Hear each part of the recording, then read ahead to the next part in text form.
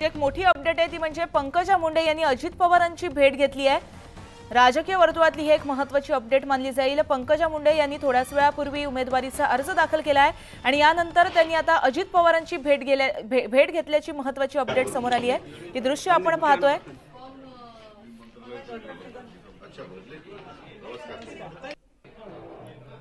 तर पंकजा मुंडे आणि अजित पवार यांची भेट झाली आहे। पंकजा मुंडे यांनी थोड्याच वेळापूर्वी विधान परिषदेचा उमेदवारी अर्ज जो आहे तो दाखल केला। यावेळेस भाजपचे महत्त्वाचे नेते उपस्थित होते। तर यानंतर त्यांनी अजित पवार यांची भेट घेतली। ही दृश्य आपण पाहतोय। याचबाबत आपण अधिक माहिती जाणून घेऊ आमचे प्रतिनिधी अजित मांढरे यांच्याकडून। अजित पवार आणि पंकजा मुंडे यांची भेट झाली आहे, या भेटीबाबत काय सांगाल?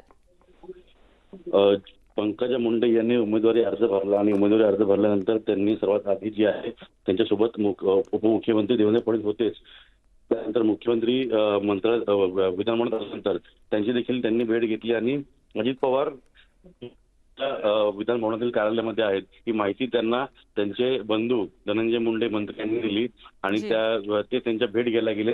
स्वतः धनंजय मुंडे यांनी त्यांना आतमध्ये घेऊन गेले आणि तिथे त्यांची भेट घालून दिली। त्यावेळेस त्यांनी त्यांचे आभार मानले।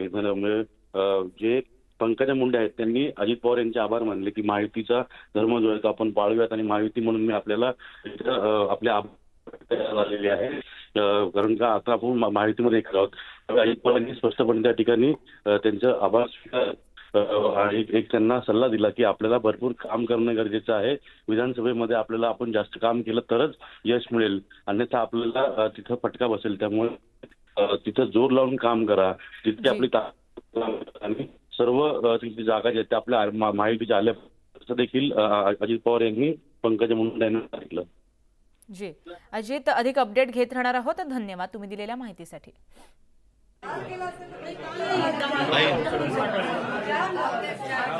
एक छोटी प्रतिक्रिया, फॉर्म अर्ज भरलाय तुम्ही? छोटी प्रतिक्रिया, अर्ज भरलाय आपण, मुख्यमंत्री उपमुख्यमंत्री उपस्थित होते, काय भावना आहेत आज? साहजिक आहे, अर्ज भरलाय तर मला खूप आनंद वाटतोय, खूप होपफुल आहे।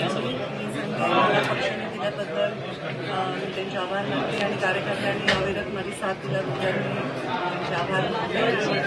अजित पवारांची देखील आपण भेट घेतली? हो, दादांची भेट घेतली, कारण मला उपमुख्यमंत्री आहे आणि देवेंद्र फडणवीस यांची सुद्धा माझी भेट झाली। ते माझ्या कार्यालय होते आणि आता दादांचं पण शुभेच्छा त्यांच्याकडे। पुन्हा एकदा महाराष्ट्रात काम करायला मिळेल, मंत्रिपद देखील आपल्याला मिळण्याची शक्यता आहे आणि सक्रिय माझ्या राज्यात काम करायला। कुठलं मंत्रिपद आपल्याला अपेक्षित आहे?